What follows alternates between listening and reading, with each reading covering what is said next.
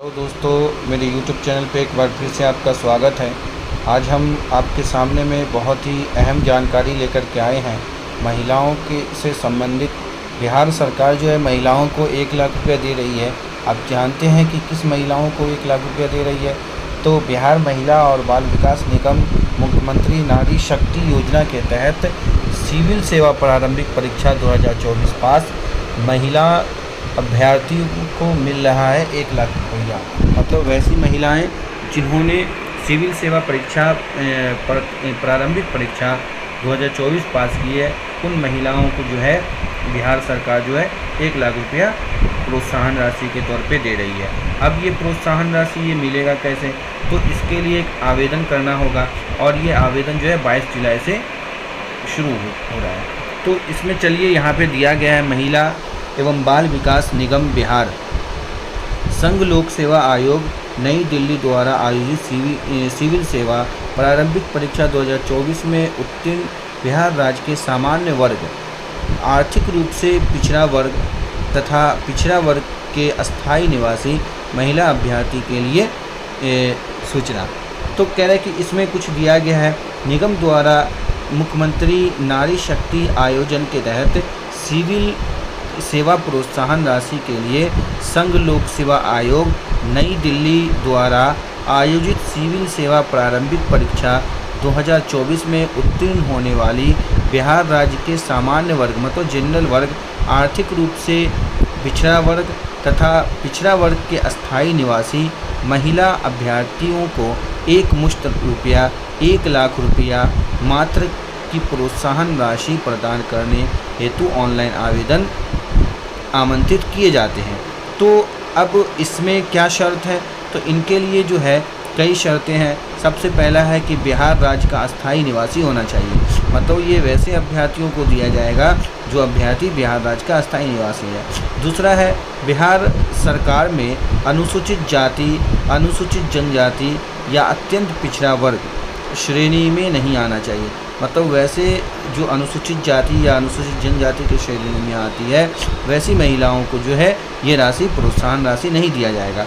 उसके बाद संघ लोक सेवा आयोग नई दिल्ली द्वारा आयोजित सिविल सेवा प्रारंभिक परीक्षा 2024 में उत्तीर्ण होना चाहिए। मतलब उत्तीर्ण होना अनिवार्य है। उसके बाद अगला पॉइंट में कह रहा है कि किसी भी अभ्यर्थियों को इस योजना का लाभ एक ही बार दिया जाएगा। मतलब एक ही बार इस योजना का लाभ दिया जाएगा और दूसरी बार इस योजना का लाभ नहीं दिया जाएगा।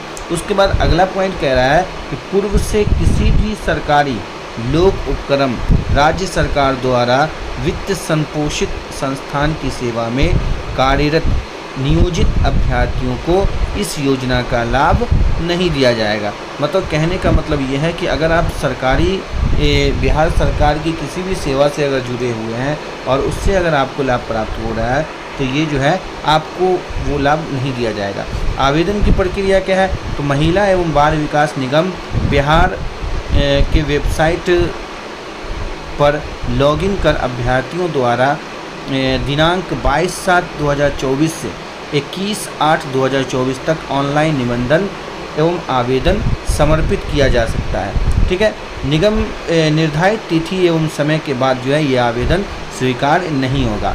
अगला चलते हैं, देखते हैं। तो निबंध हेतु अभ्यर्थी द्वारा अनिवार्य रूप से फ़ोटो, हस्ताक्षर मतलब सिग्नेचर, एडमिट कार्ड की 100 अभिप्रमाणित प्रति मतलब सेल्फ अटेस्टेड, आर्थिक रूप से पिछड़ा वर्ग एवं पिछड़ा वर्ग की श्रेणी की अभ्यर्थी जाति प्रमाण पत्र, उसके बाद है आधार कार्ड, आवासीय प्रमाण पत्र, स्वयं के नाम से सक्रिय बैंक मतलब खुद का बैंक होना चाहिए, बैंक पासबुक जिसमें प्रोत्साहन भुगतान हेतु बैंक खाता अनिवार्य रूप से आधार संख्या नंबर के साथ सीडेट होना चाहिए। मतलब ये आधार से जो है लिंक होना चाहिए।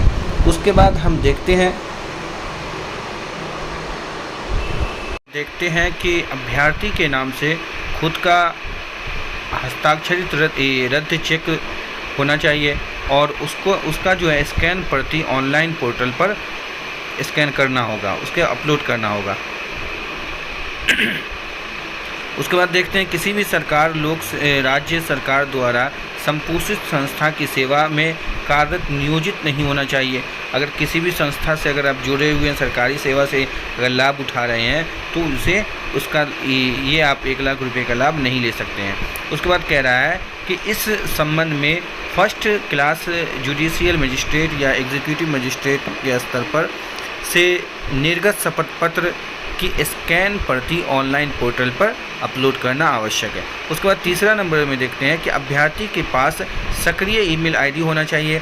अभ्यर्थियों को जो जितनी भी जानकारी होगी वो ईमेल के माध्यम से उसे दिया जाएगा, इसीलिए वो नियमित रूप से या टाइम पे वो अपना ईमेल चेक करता रहे। उसके बाद देखते हैं 4 नंबर पे ऑनलाइन माध्यम से आवेदन करते समय अगर किसी भी तरह का जो त्रुटि पाया गया या त्रुटि हुआ तो इसके लिए अभ्यर्थी खुद जिम्मेदार होगा। अगर यदि किसी अभ्यर्थियों के द्वारा गलत सूचना देकर इस योजना का लाभ लिया गया तो उसके विरुद्ध जो है कानूनी कार्रवाई की जाएगी। ठीक है, और ये जो ऑनलाइन आवेदन का जो अंतिम तिथि है वो 21/8/2024 तक है। ठीक है, पूरी जानकारी के लिए आप नीचे दिए गए नंबर पे संपर्क कर सकते हैं। ये वीडियो आपको कैसा लगा हमें कमेंट सेक्शन में ज़रूर लिखें, और इस वीडियो को ज़्यादा से ज़्यादा दोस्तों तक शेयर करें ताकि उसे इसका लाभ हो सके, और हमारे YouTube चैनल को सब्सक्राइब करें, लाइक करें, शेयर करें। ठीक है, बहुत बहुत धन्यवाद।